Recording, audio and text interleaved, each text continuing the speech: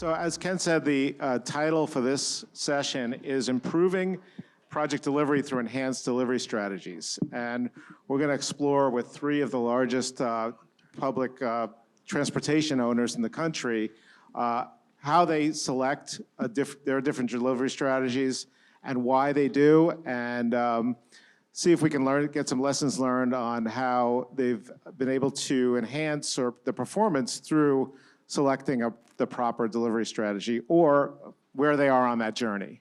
So you've heard a lot about progressive design build, and a lot of owners in the transportation sector and the infrastructure sector are exploring with various project delivery strategies, even from design bid build to design build, all hybrids of that, into public-private partnerships, design, build, finance, operate, maintain, all kinds of delivery strategies. So we hope to learn a little bit today about where the three agencies here are on that journey and what lessons they've learned.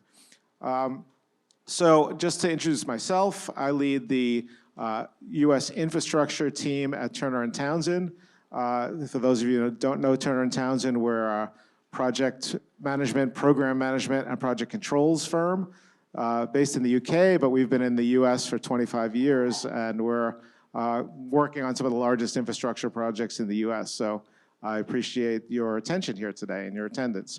I'm going to let each one of our panelists introduce themselves and talk about the programs at their agencies, so you can get a sense of what's going on, and then we'll delve deeper into delivery strategies. So let's start with Kevin from Amtrak.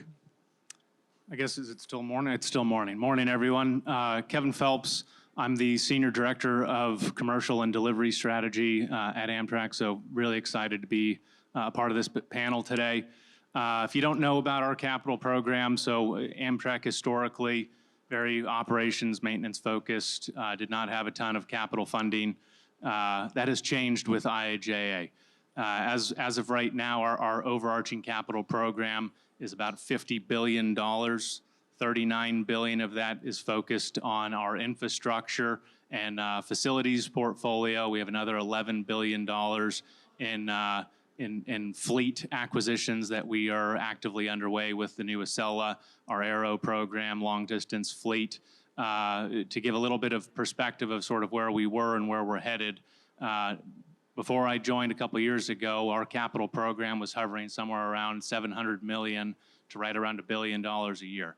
This past fiscal year, our capital program exceeded $2 billion, and in the next 2 years, we will get that portfolio up to over $6 billion in annual spend and commitments. So pretty tremendous opportunity ahead.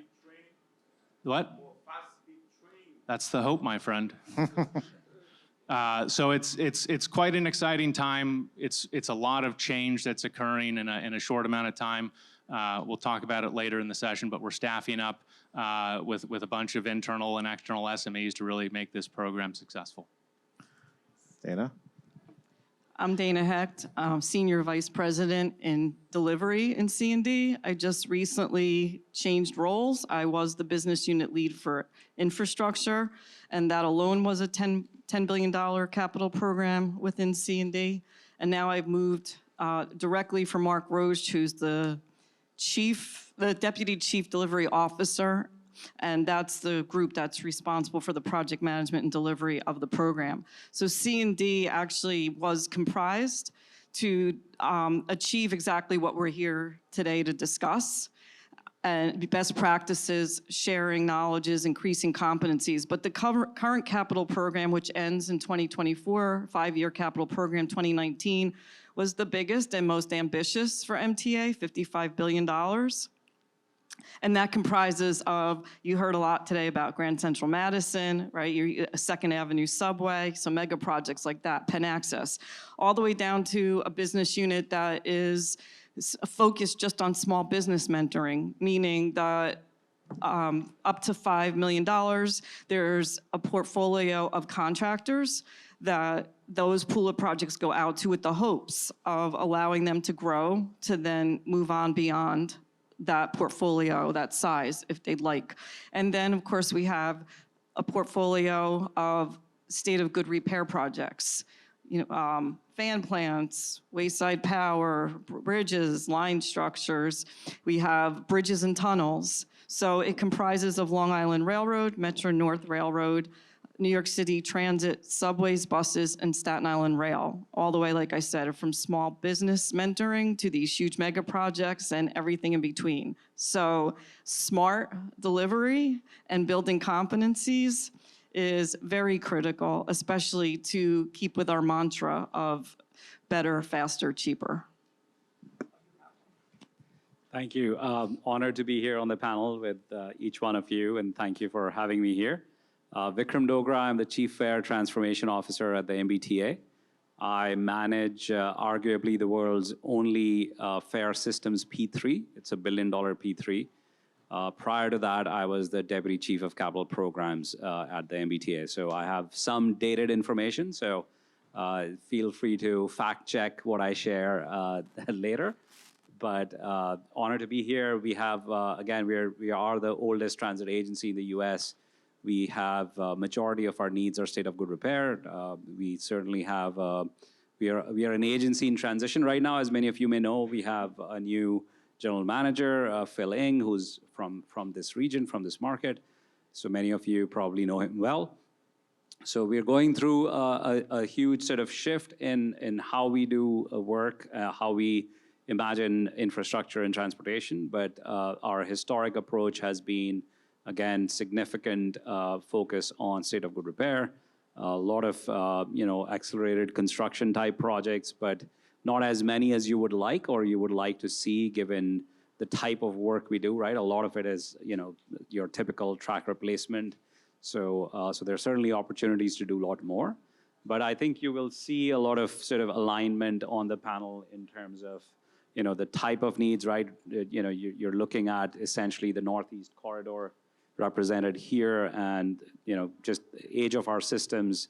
Most of it is going to be a lot of state of good repair type stuff. So on the P3, I will not speak a lot. We are currently in some active negotiations for a path forward, but I'm happy to take general questions and comments. Thank you all. So as I've been saying a lot recently, I think we're living in the golden age of infrastructure right now. And as all the legislation and funding is currently hitting the ground, I think we're really seeing some major programs, major projects being rolled out. And it's an exciting time to be in this business. So let's dig a little deeper. So first question, I want to start with Dana, and then I think everyone else is going to chime in. But Dana, what would you consider the primary delivery method in your agency, and what are the main drivers behind it? And just, I know that there was some legislative requirement that a few years ago that every project be looked at for design build, that threshold has been increased, but talk about that question, please. Well, you just made me think of something, that in 100 years, there's going to be an HBO series called The Golden Years. Golden Age, we're yeah. going through the Gilded Age now, and then we're going to have the Golden Age in 100 years. So yes, there was legislation that anything that was over 25 million had to be design build. We all know, if we've been in this industry, that that's not really practical, and that it really should be scope-based. So there was more leverage that was provided when that legislation was revised to a $400 million threshold and a $200 million threshold, depending on whether it's new construction or a rehabilitation. That being said, again, I do believe that delivery methods and the best way to contract, you should be looking at the scope of the project. You should be looking at the risks. As the owner, how much risk are you willing to take? How much risk are you willing to relinquish? So primarily, we're trying to attack a lot of the non-accessible stations. That's very critical. And so time is of the essence for many reasons. And design build, the way we're packaging, makes the most sense for those packages. The size of them, the complexity, and the time frame. And allowing the contractor, the design build team, to have the ingenuity in difficult circumstances, tight circumstances. As we know, NJ Transit, I worked there a few years ago. New York City Transit subways is 24/7. So again, adds even more complexity to finding the right delivery method. And then for design bid build, so we have, again, a lot of infrastructure projects, certain kinds of projects that it just does not make sense, regardless of dollar amount. What is the scope?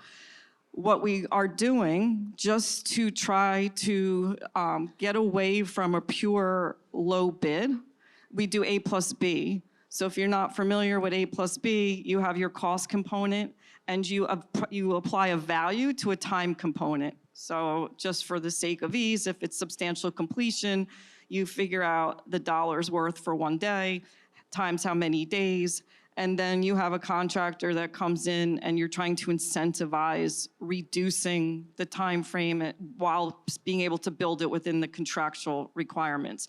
We have found that to be very successful because, again, we know that really nobody knows how to build a project like a contractor. You want to encourage that ingenuity. So although not everything is right for design build, A plus B allows that as well to encourage that ingenuity. It's not just scope, though, as we've discussed. We hear a lot of the sessions before were based on technology, and my background's project management. I think that this is a time where your basic project management skill set, like what was said earlier, you can take chicken, cheese, and ham and make it into cordon bleu. Well, you take managing scope, schedule, budget, and that's also, you have competencies there. That's really how you enhance sound delivery and understanding the delivery type. So supply chain, like I said, the risk factor, the supply chain relative to materials and human capital, because we're also all struggling to retain resources and attract resources. So that's, it's also looking at your whole portfolio and your whole program within your agency and regionally. Again, all of these things really that's how you come to the best conclusion on what is the right delivery method. Thanks, Dana. Kevin, same question. What's your primary delivery method at Amtrak, and why have you chosen that? And I know you're kind of on a journey of kind of exploring other delivery options, but give us some sense of that. Sure. So again, historically, Amtrak, very operations and maintenance focused. We had a very, very limited pool of funding. Annual appropriations is the main sort of how we receive funding. That was very, very capped and limited, which led us to just utilizing just design, bid, build. I mean, it was simple, it's straightforward. It could handle the types of contracts that we were utilizing. However, we're in this new Gilded Age, is that right? Golden Age, sorry, we're not gilded yet. So we're entering this new golden age where in order for us to be successful, we need to change. And we're listening, I know we're gonna talk about it later, but we've listened to the market. We've hired a bunch of industry SMEs. I'm recently joined Amtrak a couple of years ago. Before that, I was leading innovation at WMATA for their contract and commercial team. So bringing in SMEs, looking at alternative delivery as a main driver of how we can be successful in delivering these mega programs.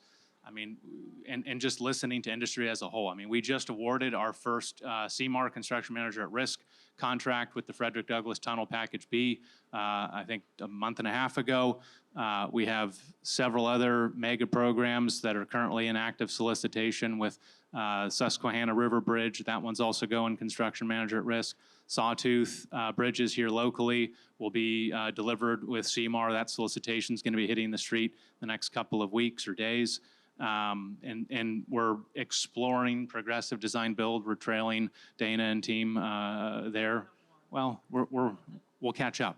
But so we're really looking into how we can more actively engage and share risk more appropriately so that we can be an owner of choice and really drive the success of our capital program.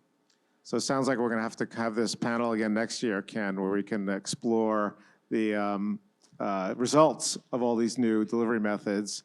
It brings me to something I just thought of, like, is there kind of a measurement process in place to say, here's how the success we've achieved with our traditional methods in terms of, performance of a project, and how are we going to measure whether that new delivery method was successful? So we didn't prep that one, but I don't know if you have thoughts there. I think you may have been reading my performance goals for 2024. Yes, that is a big initiative. We're trying to do a lot of sort of data compilation of sort of how our past contracts have executed. We've stood up a brand new project controls function at Amtrak within our capital delivery group that is really there to track scope, schedule, budget adherence with our project delivery teams. My team is going to be very integrated with them to be pulling lessons learned, both from what we've done historically and then where we're headed. And we want to have a finger on the pulse of these mega programs or all of our capital portfolio, so that if we are seeing trends and lessons learned, that we can adapt and react and change as real time as possible. That's music to our ears on the project controls, but go ahead, Dana. I would say we're in a similar boat, and also we have one P3 that was awarded last year for stations. We have a progressive design build that's getting ready, and then yes, we are going to monitor that as well along with the regular design build, but we're also standing up project controls as well. So Vic, thinking back on your prior experience at MBTA when you were on capital projects, what was the primary delivery method MBTA deployed and why? Certainly, yeah. So our primary method continues to be design bid build. That's, again, what you heard earlier. That's, and it's mostly typical of most agencies in the US, right? It's something your agency is accustomed to, your funding strategy is sort of attuned to it, your procurement strategy is attuned to it. But obviously we are looking to, experiment more and more. We've done some CM at risk, we've done some progressive design builds. So we've certainly dabbled with a few different project delivery strategies, but again, design bid build remains our sort of primary delivery method. And again, with the new general manager, we are certainly bringing our O&M operations folks more into capital, which back in the day wasn't the way we operated. It was almost like, you get out of our way and then we operate and maintain, and then, the capital, so you're always, there's the tussle going on between, who gets access to the right of way, right? So we're all aware of that situation, but it certainly we are, as I shared earlier, we are transitioning to a more internally collaborative way of looking at how we can accelerate the construction. And obviously we don't have the challenge of New York City Transit of like 24 hours operations, but it's still, as we all know, it's not easy to try to get access to the right of way. So yeah, as I've heard Mark Roche say, that outages are the currency of capital projects in rail, and coordinating with operations and getting those outages right are critical. And I think someone at the opening session today made the same comment. So just following up on something you said, Kevin, talking about how you engage with the marketplace to test project delivery strategies. And I've been involved in the Gateway project for the program for the past year plus, and they've done a lot of outreach to the market in terms of packaging and delivery strategies. So curious to hear maybe from the three of you what strategies you've employed to engage the marketplace to make that decision. Sure. We're continuing to improve on this, but a big thing is, we're trying to listen. When I say Amtrak wants to be the owner of choice, we want to be the owner of choice. With IIJA funding, there's a lot of different transit agencies and owners that now have a big surplus of funds. Those funds are all hitting the street concurrently at the same time. And in order for us to be successful, we really we understand that this is a for-profit industry. We need to try to create as many win-win opportunities as possible, and really listening to industry. So we've executed and issued several industry RFIs. When we were kicking off the Frederick Douglass Tunnel program down in Baltimore, we issued an industry RFI that explored sort of our thinking of the potential delivery strategies, packaging strategies for that program, and we received 20+ responses from industry partners, and that feedback was really helpful. Now, like, we listen to it all. Do we execute on it all? No, we have to make business decisions. There's competing interests, but we want to be that collaborative partner. We want to leverage meet and greets, both during the solicitation periods as confidential one-on-ones. That's a tool that we're implementing on a few of our mega programs to have that more active engagement with our bid pool. And then also having industry meet and greets with industry partners. So if that is something that's of interest for any of you to come in and speak with our capital team, our procurement colleagues, any of our enterprise SMEs, find me in the back. Happy to continue that conversation. Speaking from experience, they're very open to meet and greets, so take advantage of that. Vic, go ahead. Sure. Yeah, so again, in my previous role, we used to have monthly meet and greets with CMA and ACEC, where it was like a scheduled sort of meeting where we exchanged all ideas, and we had a very active collaboration with both groups, right, the construction companies and the consulting firms. So did a lot of exchange there, and in addition to the individual sort of meetings.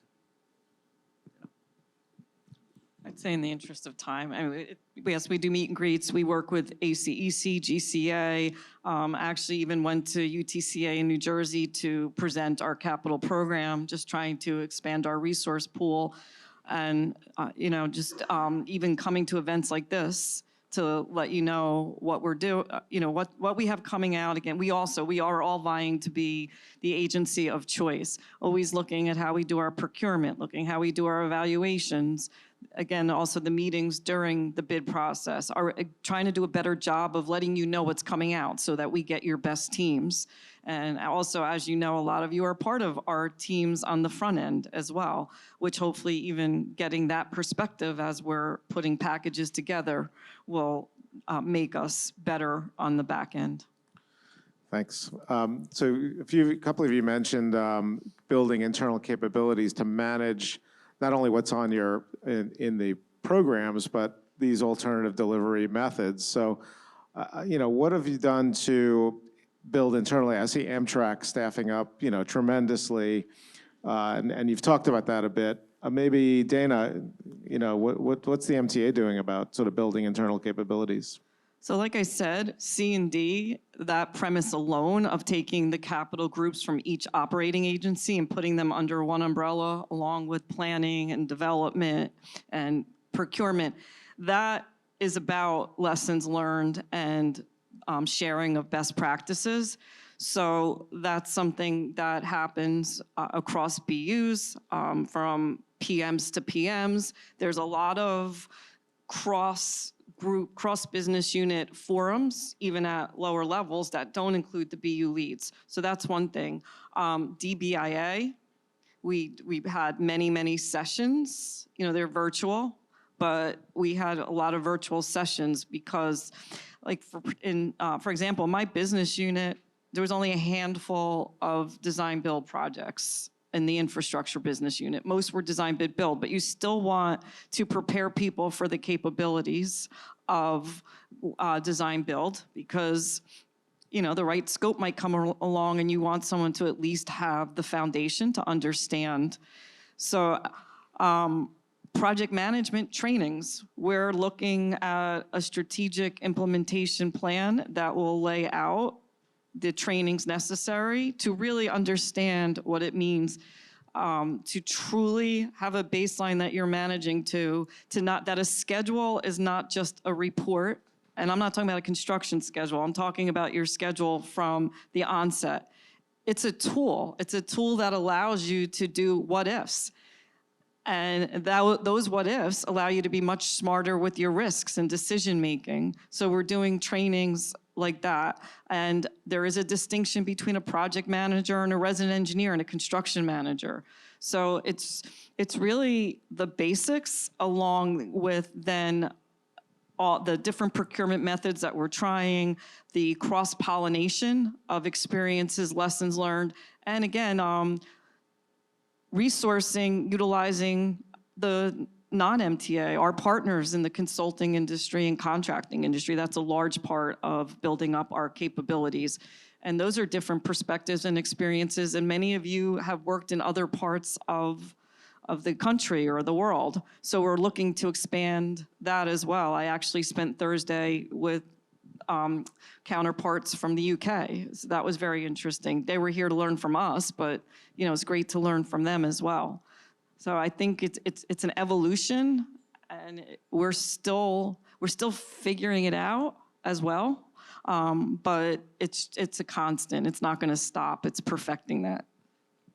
That's great. We're working for a British firm. I'm sure they appreciate you meeting the UK partners.